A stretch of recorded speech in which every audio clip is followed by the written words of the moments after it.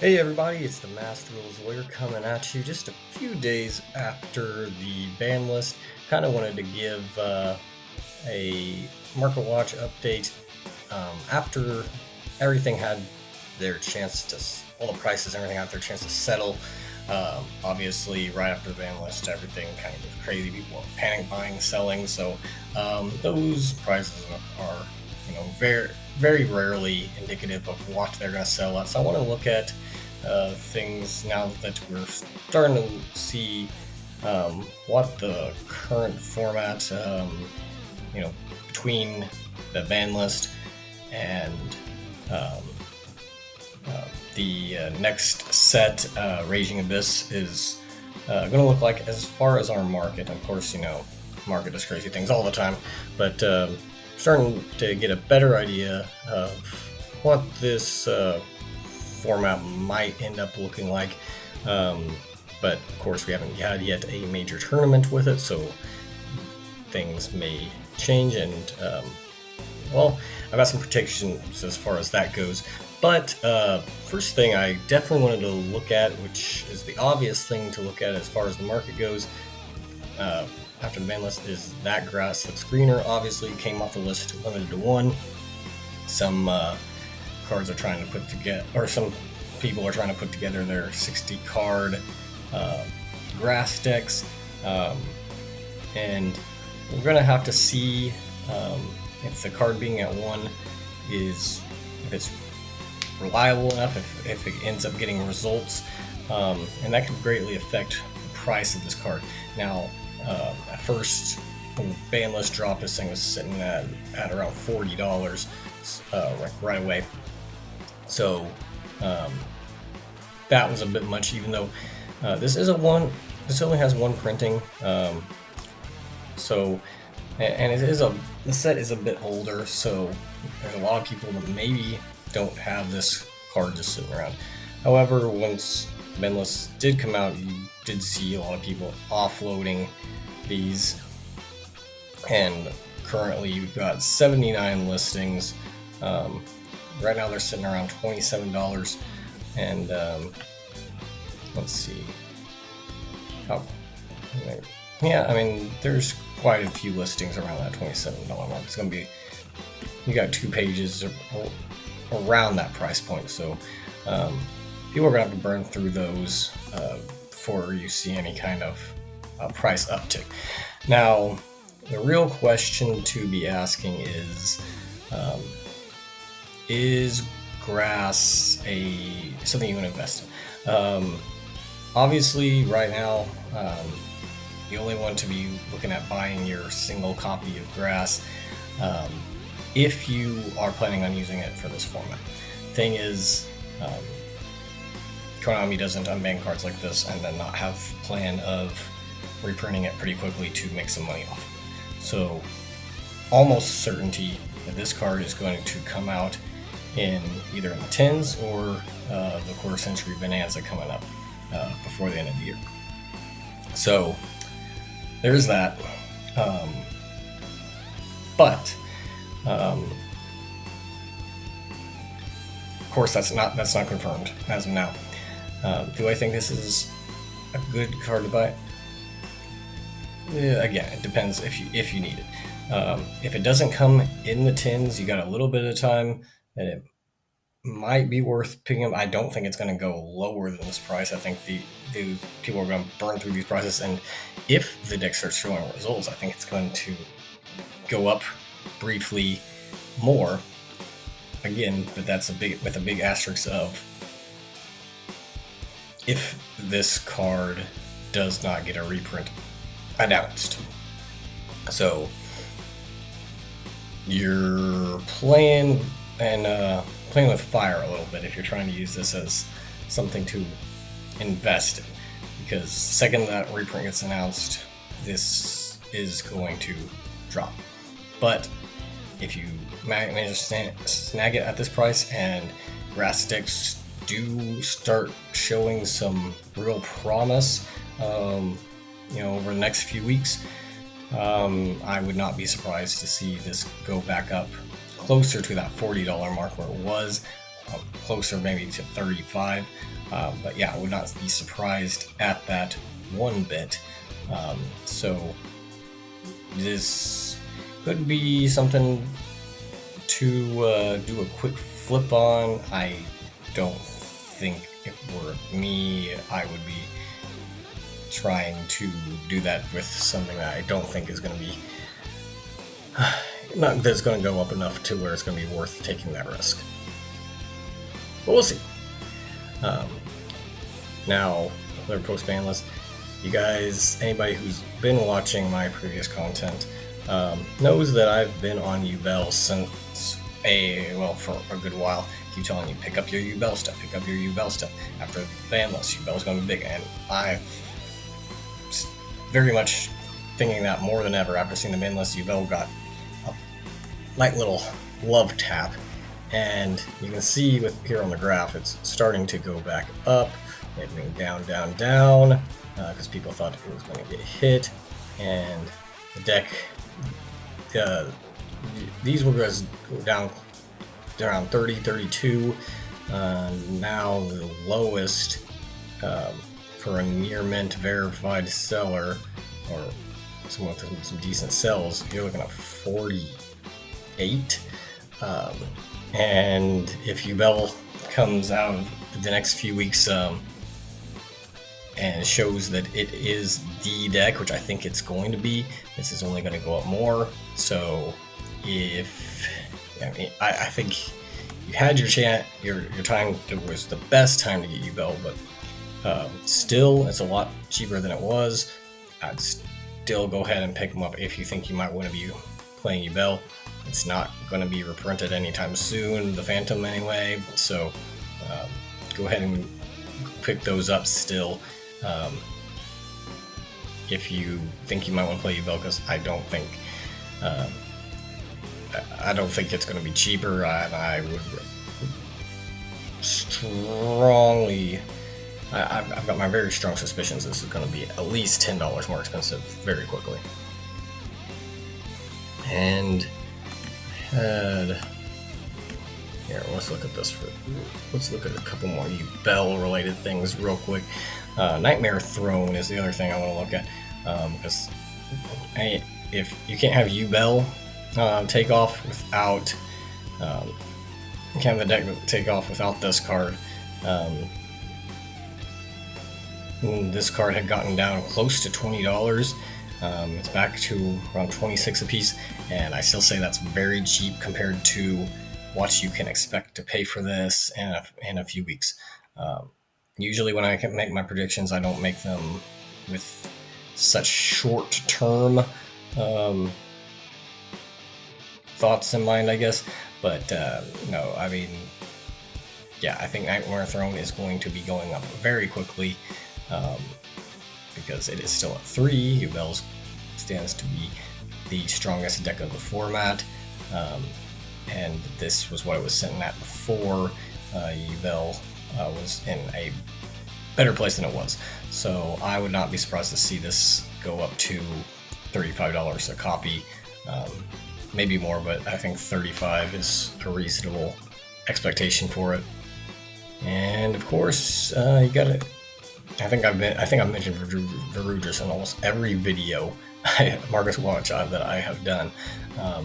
Because again, I've been watching Ubel for a while, and this card just keeps being relevant. And this is one with. I mean, you can see the roller coaster. It's been all over the place. It's like, maybe we want you to try Verudris. Oh, Ubel's coming back a little bit. And no. Okay, I'm going to use Verudris first. But once Ubel sees it as takes its place as the top deck again, which I am assuming is going to happen. This $11 price point is going to seem quite low. I think around 20 is not an unreasonable expectation for what you're going to pay for Verudris, maybe more. I don't think the deck plays more than one, so that helps you out, keep that price down a little bit. But Verudris is a fantastic card if you can get it out. So keep an eye on that. And a weird one that's come up just like over the last 24 hours or so, and the graph's not even going to show that, but SP, despite the fact that today, or yesterday, I guess at this point, of all things, SP was announced for reprint. I don't know if there was some speculation on whether it was actually going to get the reprint or not. It seemed pretty obvious to most people, but you can see it's at 65 again now. But this thing shot up to around $90. I've seen some for $100, and that was surprising because it's up for reprint in a couple weeks. Now a lot of people are skeptical about how obtainable the little 90 is going to be with the card pool for the tins being so huge. And maybe people are deciding, hey, I want the original secret rare, I don't want the prismatic secret rare. So maybe people are just doubling down on getting this, and you're going to ignore the reprint. I don't know, but some people are clearly wanting their SPs. Obviously when that price point spiked up, people started offloading their SPs, trying to get some last bit of coin out of that. Quickly goes up to 70, 75. By the end of the second page, you're up to 80. But it took a real sharp increase before. So if you got SP, and with the reprint coming up in a couple weeks, might still be able to get some decent money out of it, and just turn around and buy the reprint here in a couple weeks. So something to keep in mind. And we all know Appaloosa got banned, so a lot of people are turning to Silhouette Rabbit.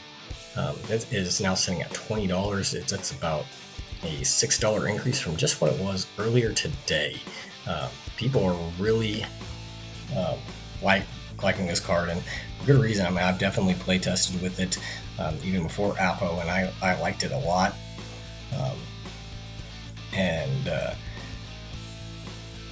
I'm surprised the Azarune trap that people are using it with has not gone up more. I saw it's still sitting about $3. But Silhouette Rabbit is is the go-to for a lot of people who can't end on Appo anymore. So keep an eye on these if you are not planning on running it. Good time to offload it, maybe. But then again, maybe there's a potential for it to go up more. So we're just gonna have to keep an eye on Silhouette Rabbit. This one's kind of a wild card. I don't really know what to think about this one. And another card I want to look at just real quick is the Bestial Rebellion, but not just him, but the Bestials in general, through a swarm especially. As you can see, this thing has gone down, and I've heard a lot of people recommending on their market watches, hey, go buy this at this price. It's a really cheap price, but I'm going to recommend the opposite. It is a good price considering its history. Obviously, again, you can look at the graph. It's just gone down. Now sitting around $10, $11. But this seems like a card that is primed for quarter century bonanza.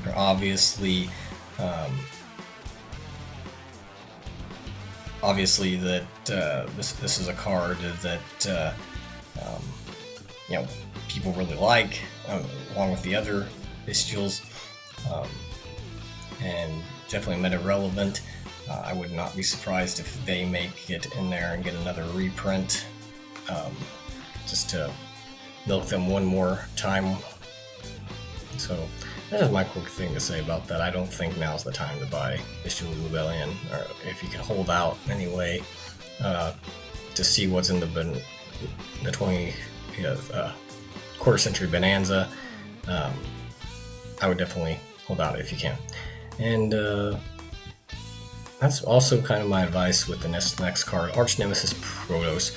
Um, this is a big card that a lot of people were expecting to get rebanned, um, to get hit with the ban list in some way, because it's really good in Ritual Beasts, and the Ritual Beast deck are still primed to do pretty well in this format. We're definitely going to be one of the top contenders, and this thing is still sitting at $43, $44, close to almost $45.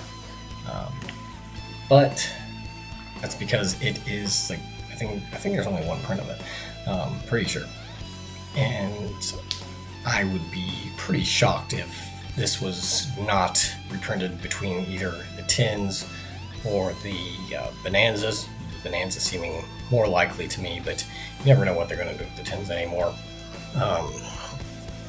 With that being such a huge card pool, it seems like maybe they're planning on throwing some extra stuff in there that might have not been in the normal card pool for reprints. So, I don't think Protos is the card that I would want to be spending $45 on right now, unless I absolutely needed to be running Ritual Beasts and being competitive in the next couple months or whatever. Maybe if we get a full list of what's in the tins and it's not in there, well, okay, maybe it's a little more worth it. You get a few months out of it anyway, but if you don't absolutely need it, I wouldn't be picking up a Protos right now, because I think that is going to get reprinted, and most likely with a quarter century print. Now, speaking of cards, well, I guess I wasn't speaking about this right at the moment, but cards that had an increase with the ban list. Blaster came to 2, along with all the other Dragon Rulers, and but Blaster is the one that people are singling out, and the secret rare on that is looking at $17. I'm not sure if people are comboing it with Tenpai, or if just the general fire decks like Fire King, Snake Eyes, that sort of thing. Maybe both, but it's getting some attention and people are wanting to try it out. I guess it's Tenpai, because Fire Dragons, it seems like there'd be some synergy there. I don't play either of those decks, so I can't tell you how well Blaster fits in without somebody doing the work for me and showing me some play examples, I guess. But definitely, if you've got blasters, that's a decent price spec. I don't think that it's going to go much higher though, so maybe now is probably the time to go in with the hype, sell while it's hyped up, in case the card does not end up performing. So keep that in mind. And how many of us were just so disappointed that Shifter didn't get banned. I know there's two camps, of course, the people that think that Shifter is absolutely necessary for the game. Other people think it's pure poison. I'm more of the pure poison type, but I don't know. Anyway, with Malice coming out here in the next few months, Dimension Shifter, it certainly got its uses right now, but people are planning ahead for that as well. And it's a quarter century of that, all the way up to $45. That's 3 times what it was for a good while. Finally, people are not worried about Shifter getting banned, so up the price goes. I don't know. I think now's a good time, if you're not using the Shifters, to get rid of them, because I guess I'm relying on some information that I don't necessarily know is credible. I've heard several people who have been testing Malice tell me that the deck actually doesn't need shifter, that it actually flows better without it. But I'm taking that with a grain of salt. I'm kind of skeptical about that because usually, the rule of thumb is if your deck can play shifter, your deck should play shifter. So a deck that a lot of people think is going to be stronger with shifter, I can understand maybe it slows down your deck a little bit, but in exchange for like basically it being a game over for your opponent if you drop it in a lot of cases, can't imagine it's not going to be worthwhile. But either way, I don't see it going up much more than this. It's pretty hyped up at the moment. So as you can see, it's going down, down, down, and then up. So yeah, I mean, I'd sell it at the peak of its hype right now. And one other card I really want to take a look at, and I am shocked that quarter century Nibiru's are as low as they are right now. You're looking at what, $40, 40, 43, 45 for quarter century Nibiru's, and that may be because people prefer the ulties, but I think this is going to be a big format for Nibiru due to the fact that so many people are using Apo to make their boards Nibiru proof. There's a lot less protection against Nibiru now, so I think a lot of people are going to have success with this and be relying on this to stop those big boards. I know for a lot of decks, this is a silver bullet that shuts them down. This is like absolutely dies to Nibiru. I mean, I know I've been playtesting Blue Eyes stuff, and it just, I mean, that deck can sit there and combo and just go off for. I can sit there and just play Yu-Gi-Oh with myself for 10-15 minutes, feels like, and but Nib just completely shuts it down, and without having that protection, you're really, I mean, Gamma and Crossout are really your best defenses against it, and we know the downsides of using those. But I actually should have pulled up Crossout to look at that, because that's another card that I'm going to recommend people look at, because I think as much as Crossout has been going up in price over the last format, and we're seeing some popularity because we were in this tier 0 format, even more so, I think Crossout is going to be more prominent because the format hasn't changed that much except less Nibiru protection, and you need it to protect yourself from Nibiru. So yeah, something to keep in mind, folks. Yeah, so maybe pick up your Nibirus, whichever you want to prefer, because I could very easily see seeing at least the quarter century double in price over the next format if it really spikes up in popularity.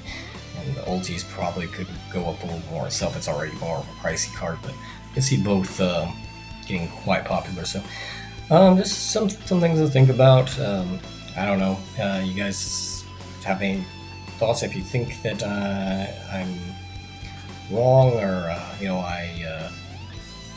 I'm making some bad calls here, would love to hear some other thoughts.